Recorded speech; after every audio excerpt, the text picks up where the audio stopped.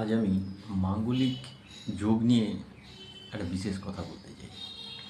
মাঙ্গলিক যোগ অনেকেরই থাকে, থাকতেই পারে।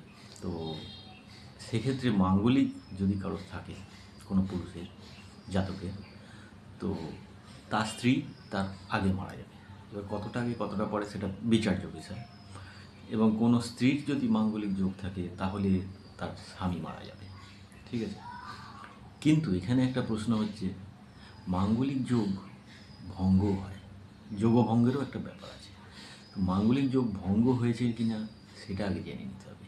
প্রথমেই মাঙ্গলিক থাকলেই তার জন্য ভয় পাওয়ার কিচ্ছু নেই। এবার মাঙ্গলিক যোগ ভঙ্গ হয়েছে কি না তার জন্য কুষ্টি বিচার করে দেখতে হবে। এবং বাস্তবিকভাবে আমি একটা গোষ্ঠী দেখেও ছিলাম, বিচার করেছিলাম, বহু পুরনো গোষ্ঠী। তাতে